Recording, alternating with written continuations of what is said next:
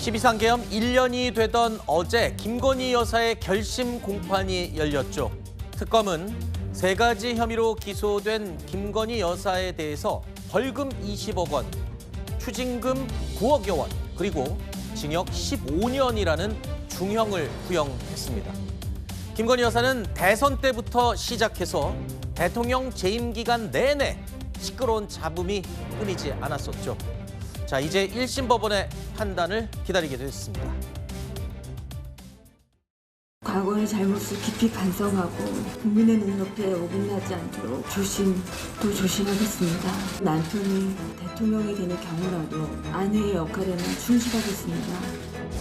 없는 것까지 만들어서 그야말로 저를 타겟으로 해서 제 처를 많이 악마화시킨 거는 있습니다. 어떤 면에서 보면은 좀 순진한 면도 있고. 저같이 아무것도 아닌 사람이 이렇게 심려를 끼쳐서 진심으로 죄송합니다. 수사 잘 받고 나오겠습니다.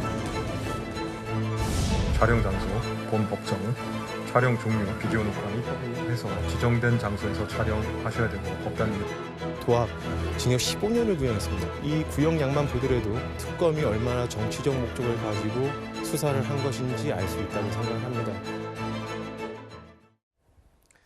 특검은 어제 징역 15년을 구형하면서 이렇게 밝혔습니다. 김건희 여사가 사법 시스템을 무력화시키고 국가 통치 시스템을 붕괴시켰다라고 이야기했습니다. 그러면서 양형 기준상의 최고형도 부족하다라고 밝혔습니다. 징역 15년이라는 구형량, 상당히 중형으로 평가받고 있는데요. 이 구형량에 대해서 김건희 여사는 그럼 어떤 반응을 보였을까요? 김건희 여사는 어제 법정에서 무언가 허탈하다는 그런 의미로 해석될 수 있는 헛웃음을 짓는 모습이 언론에 포착이 되기도 했습니다.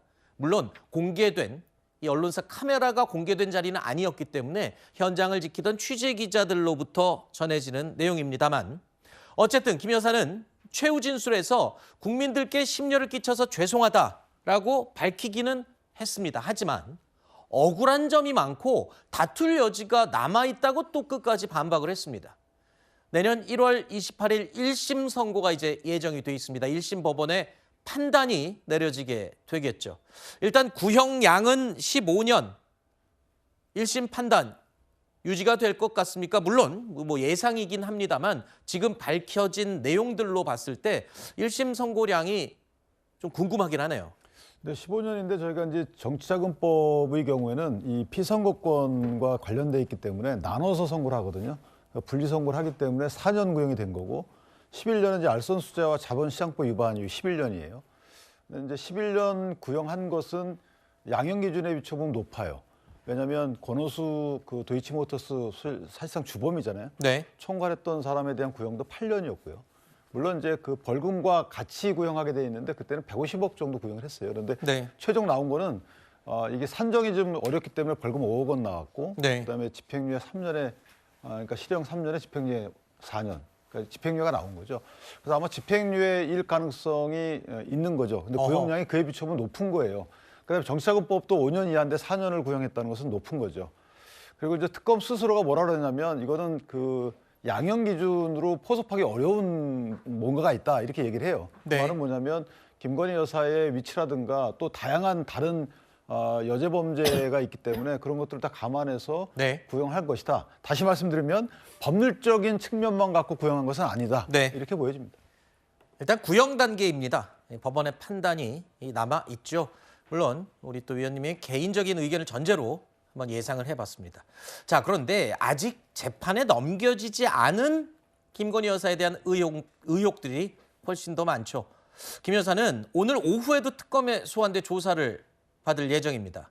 이 막판 특검 수사의 핵심은 바로 매관, 매직 등 각종 청탁 의혹을 어떻게 결론 내릴지가 궁금합니다. 왜냐하면 의혹은 굉장히 많이 드러났는데 결정적인 증거가 과연 법적으로 인정을 받을 수 있느냐 이런 지적들이 있었거든요. 공직자인 윤석열 전 대통령과의 공모관계 규명이 가장 핵심이기도 합니다.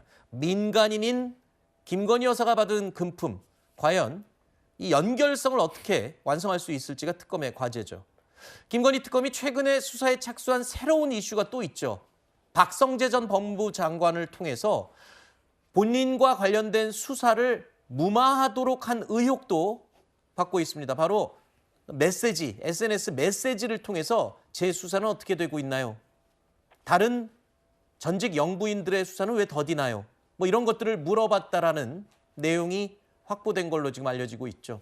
자, 자신에 대한 수사 무마 시도, 이게 뭐 또 새로운 또 부분으로 등장을 했기 때문에 일단 내란 특검 측도요, 이 오늘 박성재 전 장관을 소환해서 조사를 벌일 예정입니다. 김건희 특검 차원의 수사, 그리고 내란 특검의 수사 동시다발적으로 지금 진행이 되고 있습니다. 그 중심에는 역시 또 김건희 여사가 있고요. 그러니까 이게 추가로 드러난 내용인 거잖아요. 그러니까 당시에 이제 법무부 장관에게 직접 메시지를 보내서 본인의 수사와 관련된 사안을 물었다라고 하는 것은 사실 단순히 정보를 파악하기 위한 목적이 아니라 수사와 관련해서 무마시키기 위한 어떤 외압을 행사했다, 이렇게 볼 수가 있는 것입니다.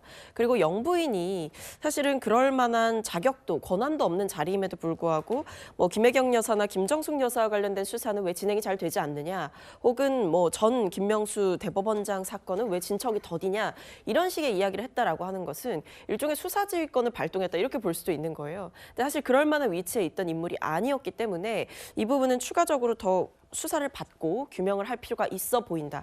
무엇보다 중요한 것은 특히나 김건희 씨와 관련된 수사 같은 경우에는 지휘부가 교체되는 일도 있었고, 네. 소환 조사의 필요성을 검찰 내부에서도 얘기했지만 결과적으로 그마저도 불발이 됐고 결국에는 무혐의 처분까지 나는 일이 있었습니다. 네. 그렇다고 한다면 김건희 씨가 직접 이 상황에 과정에 개입해서 본인의 수사 자체를 무력화하고 무혐의 처분까지도 끌어냈다, 이렇게 볼 수 있는 사안이기 때문에 네. 중대하다, 이렇게 볼 수 있겠죠. 알겠습니다. 일단 김건희 특검은 가장 많은 의혹과 내용들을 수사했던 특검이죠. 이 김건희 특검 오는 28일로 이제 수사 기한이 모두 종료가 됩니다. 특검이 마무리하지 못한 사건들 경찰청의 국가수사본부로 넘겨가서 후속 수사가 이어질 예정인데, 또 정치권에서는 민주당 주도로 2차 특검을 요구하고 있죠. 자, 2차 특검에서 연장해서 또 조사해야 될 가능성도 여전히 열려 있는 상태입니다. 그러면 수사 주체는 또 어디가 되는 걸까요? 그것도 또 궁금해지네요.